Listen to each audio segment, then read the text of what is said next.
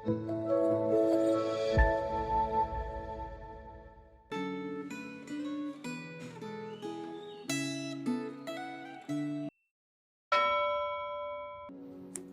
Bapak Ibu Saudara yang terkasih di dalam Tuhan.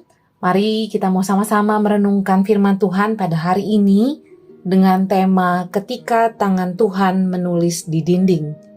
Sebelum kita memulai perenungan firman Tuhan pada hari ini, mari kita berdoa. Tuhan, kami datang untuk mendengarkan firman-Mu. Terima kasih Engkau masih memberikan kesempatan ini kepada kami. Tegur dan bentuklah hati kami melalui firman-Mu, agar kami boleh semakin serupa seperti Engkau. Hanya di dalam nama Tuhan Yesus Kristus kami berdoa dan mengucap syukur. Amin. Pembacaan firman Tuhan pada hari ini terambil dari Daniel 5. Saya akan membaca dari Daniel 5 ayat yang ke-22 sampai 23. Demikian firman Tuhan. Tetapi tuanku Belsyazar, anaknya, tidak merendahkan diri, walaupun tuanku mengetahui semuanya ini. Tuanku meninggikan diri terhadap yang berkuasa di sorga. Perkakas dari baitnya dibawa orang kepada tuanku. Lalu tuanku serta para pembesar tuanku, para istri, dan para gundik tuanku telah minum anggur dari perkakas itu.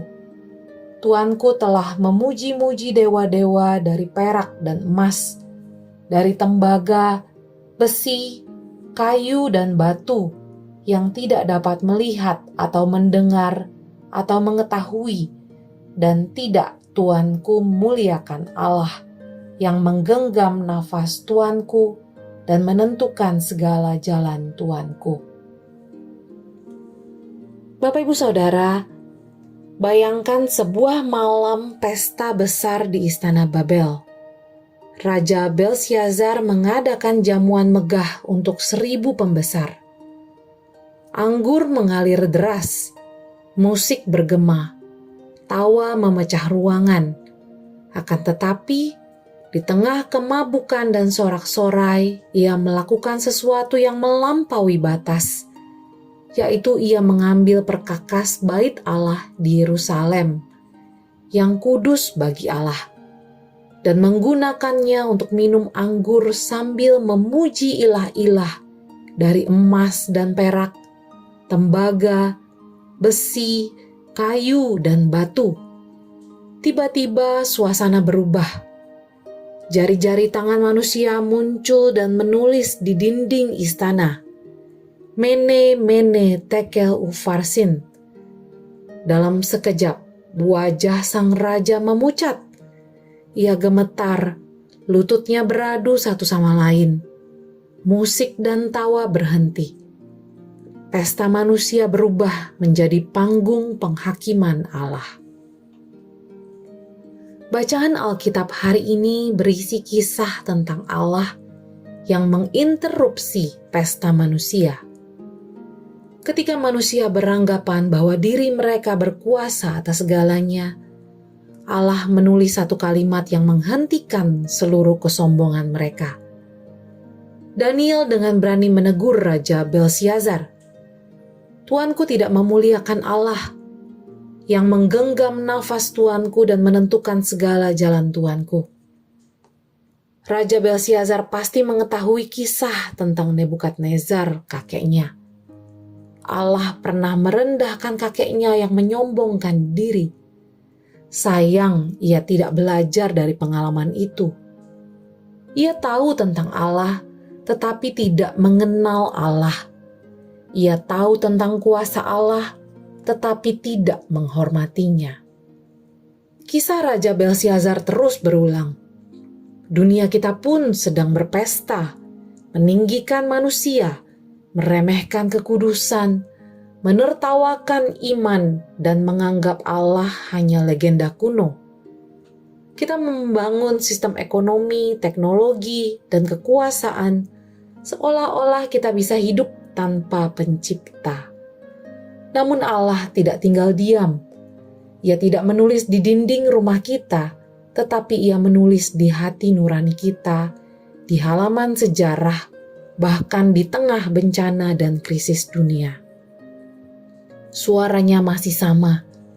Engkau tidak memuliakan Aku, yang memegang nafasmu dan menentukan segala jalanmu.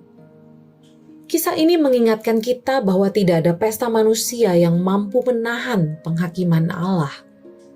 Penghakiman itu bukan terjadi karena Allah kejam, tetapi karena Ia terlalu kudus untuk membiarkan kehormatannya diinjak-injak manusia.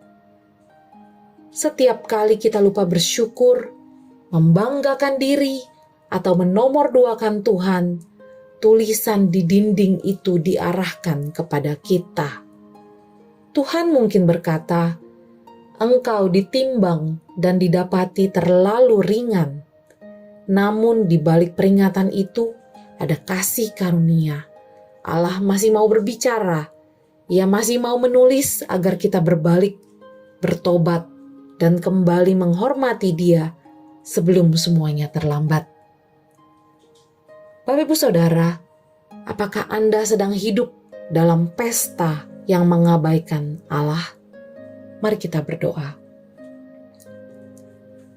Bapa di dalam sorga, kami sungguh bersyukur Engkau adalah Allah yang masih terus menunggu kami untuk datang kepadamu.